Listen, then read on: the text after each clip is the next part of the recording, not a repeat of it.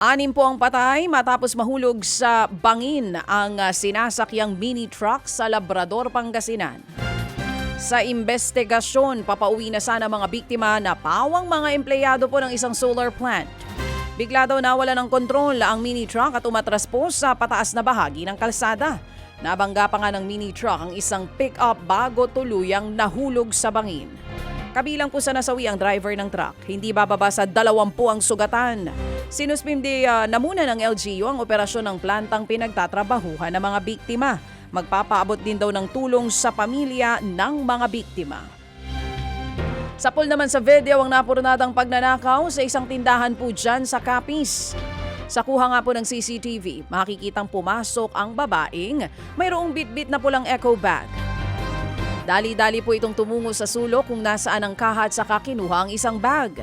Isinilid niya ito sa loob ng kanyang eco bag. Papatakas na sana siya nang nakasalubong ang may-ari ng tindahan. Agad namang humingi ng saklolo ang may-ari kaya nahuli agad ang kawatan.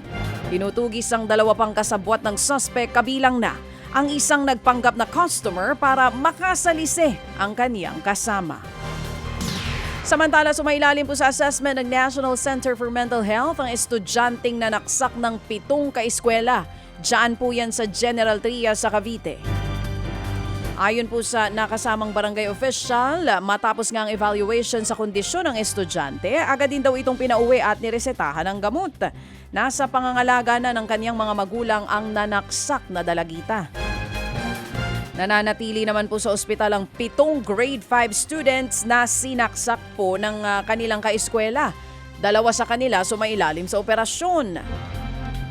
Sa official statement po ng eskwelahan, sinabi nilang nalulungkot daw sila at nababahala na sa nangyaring insidente sa kanilang paaralan. Nangako silang tutulong sa gastusin sa pagpapagamot ng mga sugatang estudyante. Nagkaroon naman po ng artificial river damming o mga artipisyal na imbaka ng tubig sa ilang lugar sa Mindanao kasunod nga po ng magnitude 7.8 na lindol. Sa panayam po ng programang ito, ipinaliwanag ni Dr. Kevin Garas ng Mines and Geosciences Bureau na nabuo po ang mga nasabing artificial dam nang gumuho ang lupa sa kasagsagan ng lindol. Tumambak po ang mga lupa sa ilog at iba pang daluyan ng tubig. Nagdulot po yan ng pagtaas ng tubig sa ilang lugar na dating tuyong bahagi ng lupa. Nagbigay ng babala si Dr. Garas na posibleng magdulot ito ng flash flood. Kumikilos naman na raw ang ilang ahensya ng gobyerno para maiwasan ito. Bumuo yung Regional Disaster Risk Reduction and Management Council, ang tinatawag na Technical Working Group. So yung DNR-MGB po, siya yung, and UST Vox, sila yung main technical assistants. Papasok naman po yung, for example, DPWH naman, para tignan ano ba yung dapat na gawin, appropriate action based on the scientific information. Yan nga po mga kapatid, si Dr. Kevin Garas ng Mines and Geosciences Bureau.